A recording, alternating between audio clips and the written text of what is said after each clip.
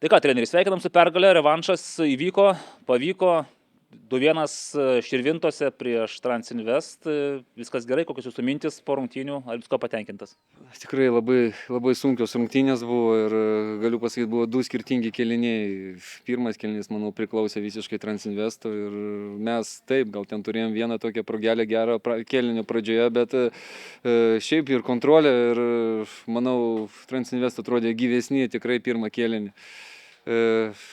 Pavyko per pertrauką šiek tiek žaidimą pakoreguoti, norėjusi šiek tiek daugiau agresyvumo, norėjusi, kad gynėjai daugiau tą kamuolį palaikytų, daugiau jį pastumdytų iš vienos pusės į kitą, kad patampyti biškį varžovą, kad biškį pajausti kad galime žaisti, nes pirmas kėlinys buvo visiškai be kamuolio ir kad ir jį turėdami mes jį greitai prarasdavom. Bėgiot be kamuolio turbūt nei viena komanda nenori. Tai tas pavyko, antrą kėlinį šiek tiek daugiau, pelnėme įvartį, bet dėja prasileidome po standartinės situacijos ir aišku, atlikom po to keletą keitimų ir manau pasiteisino, Kaderas išėjo, taip, Vareika gerą reidą padarė ir Kaderas įmušė įvartį. Tai pabaiga tikrai buvo nervinga, bet iš esmės, 3 taškai, važiuojam toliau.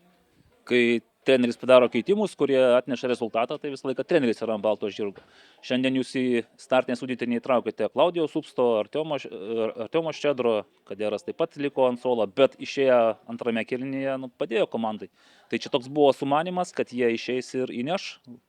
Tai be abejo, tai buvo visiškai, jau mes vakar žinojom, kalbėjom su žaidėjais, kad norime tai padaryti, norim žaidėjus pataupyti, tikrai daug rungtynių laukia dvi tikrai labai sunkios savaitės ir ta rotacija reikalinga. Ir taip, gal tas pirmas kėlinys taip kažkaip nesisekė mums tą daryti, ką mes norime daryti, bet sakau, ta rotacija reikalinga, jinai būtina ir reikėjo tą padaryti ir ruošimės kitom rungtynėm.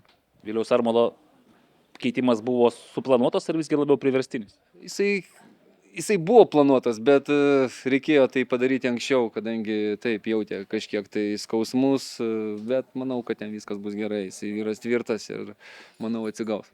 Hegelmann šį sezoną yra mušanti komanda, tos įvarčius muša ir ne po vieną dažniausiai, bet ir praleidžianti. Tai dėl to praleisto įvarčio ar labai apmaudu, nes visgi Linas Pilibaitis ne pats aukščiausias žaidėjas, bet sugebėjo laimėti Euro dvikovą. Žinau Liną Pilibaitį dar nuo senų laikų, jis tikrai labai geras prie standartinių situacijų žaidėjas, turi tikrai tokį gerą taimingą ir prieš jį visą laiką yra sudėtinga žaisti. Ir, visą savo patirtį įdėjo į tą kampinį ir įmušė gerą golą, gražų golą. Nesinorėtų, aišku, tokių golų įvarčių praleisti, bet atsitiko taip.